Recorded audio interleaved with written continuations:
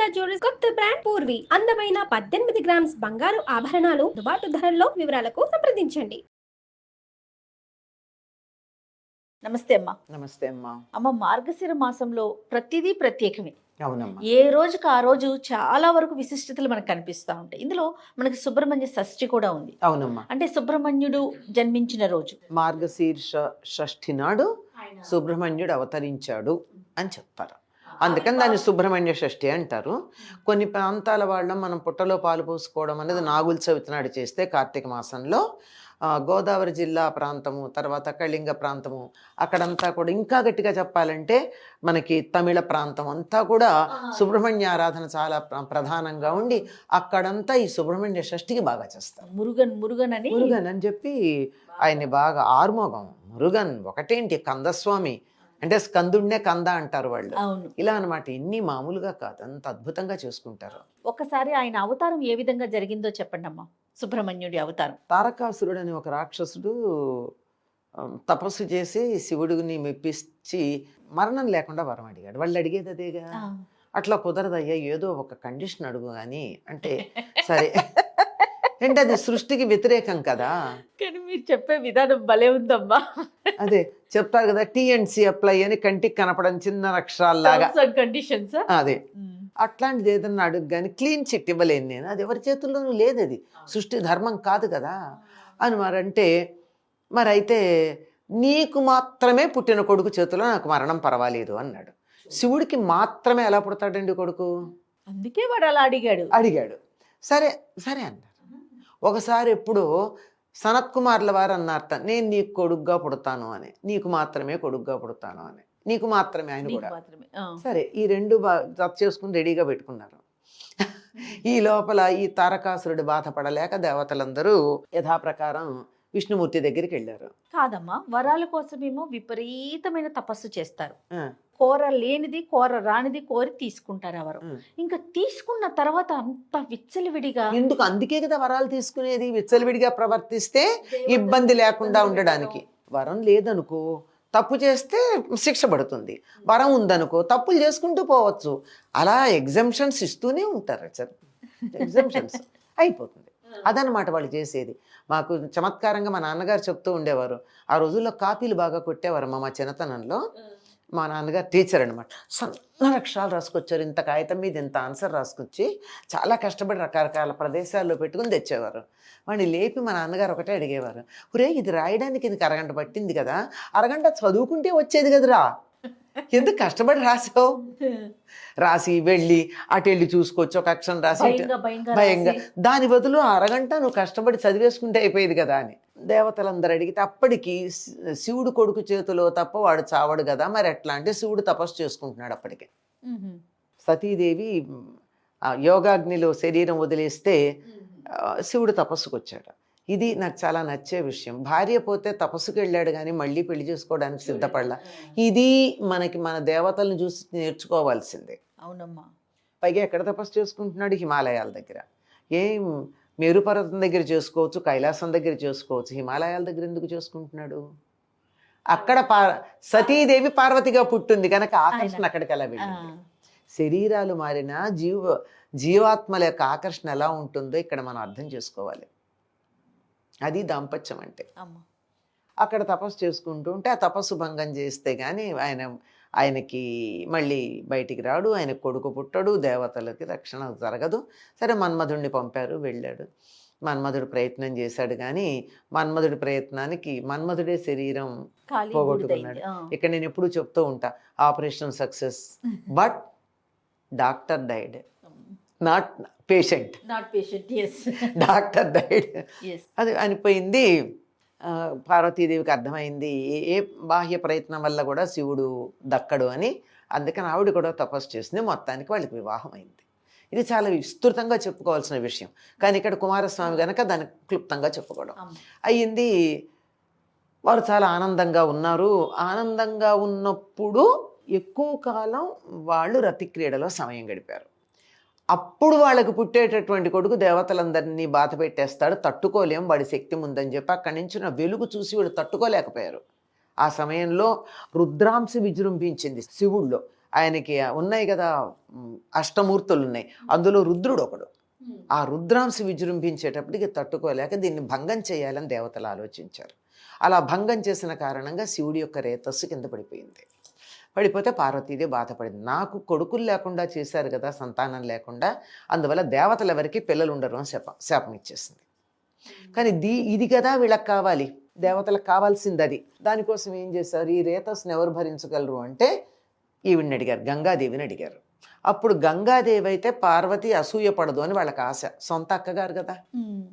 గంగలో దాన్ని వదిలితే గంగాదేవి కూడా తట్టుకోలేనంతగా ఉంటే దానికి సహకరించమని అగ్నినిను వాయువుని కోరుకున్నారు వాళ్ళు. అక్కడ దీన్ని మొత్తం మీద అక్కడ వచ్చేసి రెల్లు పొదల దగ్గర ఆగిపోయింది అది. అప్పటికి ఆ పిండం ఎదిగి రెల్లు పొదల్లో ఒక బాలుడు ఏర్పడ్డాడు. ఇక్కడ ఈ వచ్చినప్పుడు ఈ అగ్నే చల్లబడిపోయింది, ఆ వేడికి తట్టుకోలేక.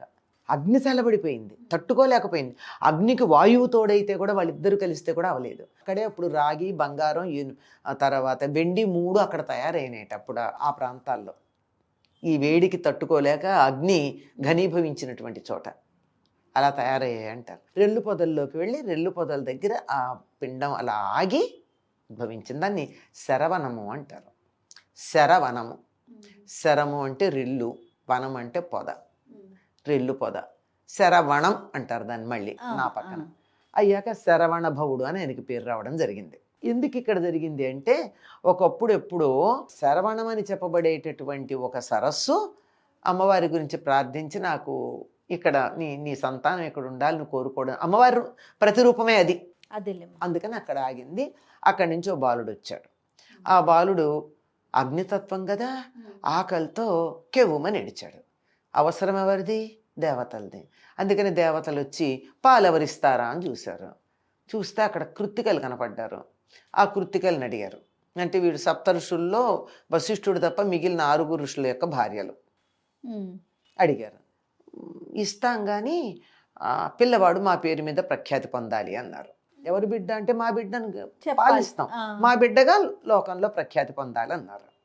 సరేనన్నారు, దేవతలు అవసరం కదా. సరే ఆ పిల్లవాడి దగ్గరికి వెళ్ళి మేము ముందు ఇస్తామని, మరి 6 కదా పెడితే, ఆ పిల్లాడు ఏం చేశాడు, 6 ముఖాలు వేసుకుని ఒక్కసారి 6 దగ్గర పాలు తాగాడు. ఈ తాగడంతో చాలా పెద్దవాడు అయిపోయాడు. పొద్దున పుట్టాడు, మధ్యాహ్నం పాలు తాగాడు, సాయంకాలానికి బయలుదేరాడు. దేవసేనకి ఆధిపత్యం ఇచ్చేశారు అతనికి.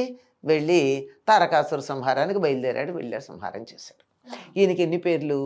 పార్వతి కొడుకు, శివుడు కొడుకు, రుద్రాంశుడు, తర్వాత ఆగ్నేయుడు అంటారు, అగ్నింశతో ఉన్నవాడు, గాంగేయుడు గంగలో పుట్టాడు, శరవణభవుడు శరవణంలో పుట్టాడు, కార్తికేయుడు కృత్తికల వాళ్ళ వల్ల పేరు పొందినటువంటి వాడు, 6 మొగం షణ్ముఖుడు 6 ముఖాలు కలిగినటువంటి వాడు, దేవసేనకి అధిపతి కనుక దేవసేనాపతి.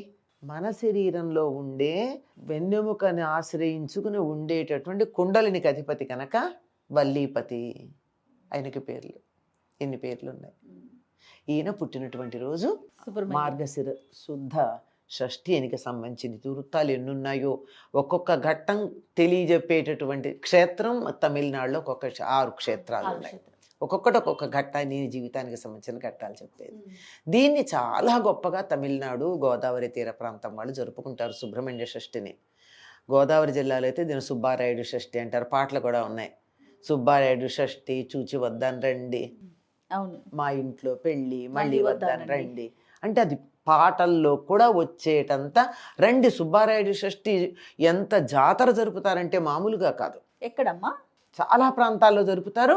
చాలా ప్రధానంగా ఉండేది అత్తిలి అనే గ్రామంలో చాలా బాగా జరుపుతారు. అత్తిలి ఇది ఇక్కడ అత్రి మహర్షికి సంబంధించినటువంటి గ్రామంగా చెప్తారు దాన్ని. ఆయనకి సంబంధించింది. అక్కడ స్వయంభూగా ఉన్నాడు. అక్కడ చెట్టు మొదట్లో ఆయనకి దేవాలయం కట్టారు. సుబ్రహ్మణ్య స్వామి దేవాలయం ఉంటుంది. 3 రోజుల పాటు అద్భుతంగా వేడుకలు జరుపుతారు, ఉత్సవాలు జరుపుతారు. ముందు రోజు, తర్వాత సుబ్రహ్మణ్య షష్ఠి తెల్లవారుదాము నుంచి జరుపుతారు. ఇంకా సాయంకాలం అయ్యేటప్పటికి ఊరేగింపు ఉంటుంది. సాయంకాలం దీపాలు పెట్టాక ఎప్పుడు 6:30, 7, 8 ప్రాంతాలు బయలుదేరతారు. తెల్లవారేదాకా ఊళ్ళో తిరుగుతుంది ఆ ఊరేగింపు. ఈ ఊరేగింపులో వచ్చేటటువంటి అసలు విశేషాలు ఇన్ని అన్నీ కాదు. వేద పండితులైనా, పాటలు పాడేవాళ్ళైనా, కోలాటాలైనా, బుట్టబొమ్మలైనా, నాటకాలైనా, రకరకాల నాటకాలు వేషాలు వేసుకుని తిరుగుతూ ఉంటారు. ఎక్కడ ఆగితే అక్కడ ఒక ఇంటి ముందు ఆగి వాళ్ళు ఒక ఘట్టం ప్రదర్శిస్తారు. ఆ ప్రముఖుల ఇళ్ళ ముందు అసలు చెప్పలేని తెల్లవారేదాకా జరుగుతుంది. తెల్లవారుతూ ఉండగా సూర్యోదయ సమయానికి కాస్త ముందుగా తెల్లవారుజామున స్వామివారిని తీసుకెళ్ళి ఆయనకు ముఖ ప్రక్షాళనం దగ్గర నుంచి చేయించేసేటువంటి వేడుక ఉంటుంది. ఆ మర్నాడంతా కళ్యాణం వ్యవహారం అంతా ఉంటుంది. చాలా అద్భుతంగా అసలు చెప్పలేము. ఎంత పెద్ద జాతర ఉంటుందో చెప్పలేము. అందరూ కూడా ఎన్నెన్ని చుట్టుపక్కల గ్రామాల నుంచి అలా ప్రవాహంలాగా, వరద ప్రవాహంలాగా జనాలు వస్తూ ఉంటారు. ఇంకా పెట్టేటటువంటి కొట్లైనా అవన్నీ మనకి తిరణాలంటారే, అట్లా రకరకాలం అనమాట. ఇంకా అసలు చెప్పలేము. అదంతా గ్రామం అంతా నిండిపోతుంది. చెరువు ఒడ్డు నుంచి ఆ చుట్టుపక్కలంతా కూడా ఫుల్, మామూలుగా ఉండదు. అంత అద్భుతంగా జరుగుతుంది. ఇలాగే అంత కాకపోయినా ఇంతో అంతో ప్రతి గ్రామంలోనూ కూడా సుబ్రహ్మణ్య షష్ఠికి సంబంధించినటువంటి వేడుకలు జరుగుతాయమ్మా. ఇంట్లో ఏమన్నా ప్రత్యేకమైన పూజా విధానం పాటిస్తారమ్మా? సాధారణంగా నాగుల చవితి నాడు పాటించే నియమాలే చాలా మంది పాటిస్తారమ్మా. ఇంత వేడుకలు చేసుకోకపోయినా సుబ్రహ్మణ్య షష్ఠి నాడు కూడా ఒకవేళ నాగుల చవితి నాడు పుట్టలో పాలు పోసుకోవడానికి వీలు కుదరకపోవచ్చు కొంతమందికి. మరీ నియమాలు పాటిస్తాం కదా, ఆచారం పాటించాలి కదా. మిగిలిన వాటికి చూసి చూడనట్టు ఊరుకున్నా దీనికి చేయకపోతే బ్రహ్మాండంగా అక్కడిక్కడ ఫలితం కనపడుతూ ఉంటుంది. అందువల్ల ఏ చిన్న తేడా వచ్చినా చెయ్యరప్పుడు. చేయకుండా సుబ్రహ్మణ్య షష్ఠి నాడు పుట్టలో పాలు పోసుకుంటారు. అవే నియమాలు పాటిస్తారు. చలిమిడి, చిమ్మిడి లాంటివి తింటూ వండిన పదార్థాలు తినకుండా ఉండడం లాంటివి చేస్తారు. కొంతమంది తినరు. కానీ కొంతమంది ఏం చేస్తారంటే పగలల్లో ఉపవాసం ఉండి చీకటి పడ్డాక ఇంకా ఆయన పుట్టలోకి వెళ్ళిపోతాడు కదా, అందుకని అప్పుడు చీకటి పడిన తర్వాత ఇంకా ఆ రోజు దీపం కూడా పెట్టరు. సాయంత్రం పొద్దున్న దీపం పెడతారు. ఎందుకో తెలియదు, సాయంకాలం దీపాలు పెట్టే అలవాటు లేదు. నాగుల చవితి నాడు కానీ సుబ్రహ్మణ్య షష్ఠి నాడు కానీ పెట్టరు.